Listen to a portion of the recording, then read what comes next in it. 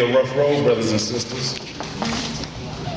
What I envisioned, and I said, I don't know if I should get married or not. Because you can call it idealism or what, but I saw that there was going to be some tough things based on what I was told, what I saw, and what I studied. So I thank you. I appreciate you. I want to thank the National Black United Front for always being there to support me. I want to thank all of the volunteers, as was said before. Brother MD, Chef Allen, and I particularly want to thank Sister Akua Hope for taking this obligation on, and Brother Bunchy and Brother Judon. Thank you so much. Give them a strong round of applause. And Minister Robert, there's some things that won't be said. I can't tell you how much that brother has done for me that will never be said publicly. It's incalculable. Some of the things that what he has done. I just wanted to mention the great rewards of this work and give you a few examples. Working on the NBUF building was an experience like no other experience. Because we didn't talk about the fact that the building was a crack house, quote unquote, and that it was dilapidated and what have you. We actually changed the face of the building ourselves under the leadership of Sister Akua and Brother Imhotep. Yes, that's real. Action. I'm sorry Samora had to leave, and they say, you know, the politicians don't like Kofi. This way a lot of them may come out, right? And Mike, you got me feeling like a politician, taking pictures with everybody, standing up here. But I want to say a good thing about a politician, which I could say a lot, is Congresswoman Sheila Jackson Lee. Because when Ayanna was on her deathbed, and Brother Samora was in a federal penitentiary, it's through her good offices that she got a chance to see her son before she made a transition. And it just so happened that me and Akua were there at her house. And it was like a scene out of a movie. And I stayed high for me on having seen that for about 3 or 4 weeks, because I said, Ayanna deserved that. She deserved that. And it was through her good offices that he was able to actually get out early and come to her memorial service. And the people at the prison say they'd never seen anything like that. The guard knew Ayanna, the guards they sent with him, because she would go visit him all the time. And he said, I've been working here 30 years, I ain't never seen nothing like this. But it was surreal, it was a powerful experience. I went to death row and seen Shaka Sankofa.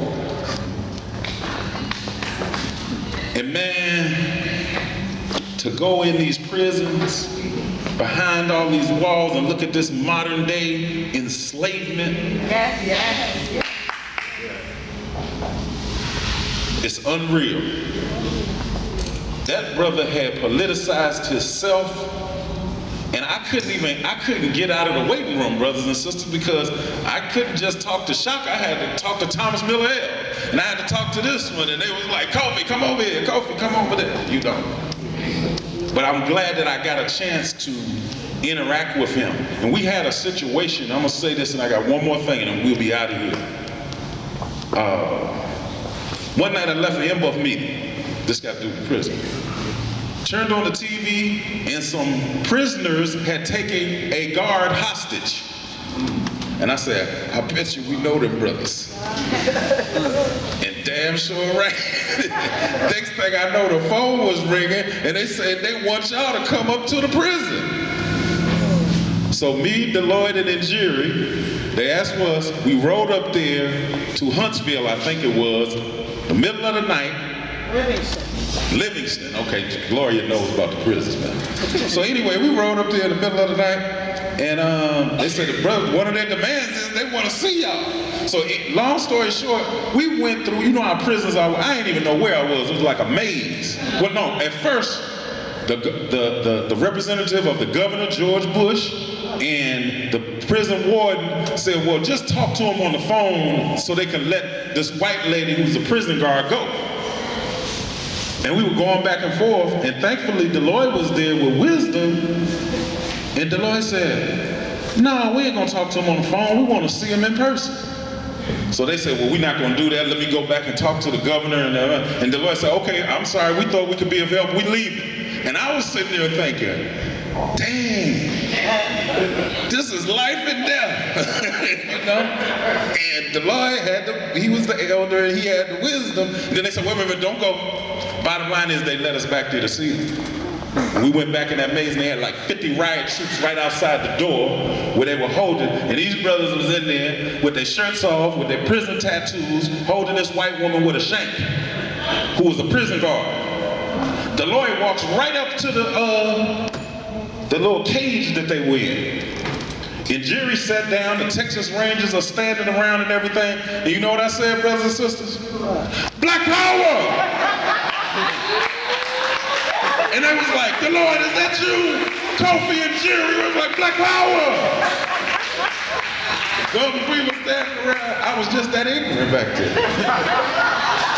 I ain't know what else to say. We negotiated a way to see them. They were doing a protest about their conditions. And they sat down and talked to us. They were Pure Panthers United for Revolutionary Education. And they was like, yeah, Brother Deloitte, Brother Kofi, we had to take a revolutionary stance. And it was a very powerful, powerful, powerful experience. Those prisons are something else. They're modern day plantations. That's why we fight so hard against them. Last thing I want to say, brothers and sisters, and I thank you so much, because look, I got a meeting after this. They said the reward for good work is more work. A national meeting, right? Right. I want to acknowledge Miss Dorothy is here. Raise your hand, Miss Dorothy. Miss Dorothy lives in the community. She's one of our elders and she works with us on Feed the Hood. And I told one of these reporters, yes,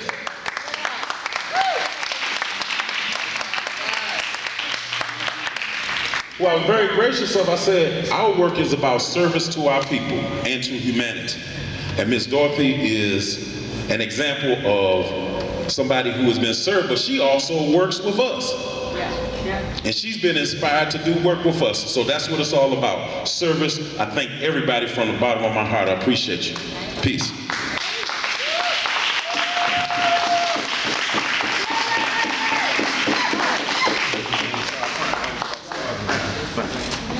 Y'all know we've got to be Kofi's family, because when I think about a brother who's lost his mom and dad, and then he's here in this city, literally no relatives except his wife and her family, that's a hard thing. That's a hard thing to be in a state where, especially a state like Texas.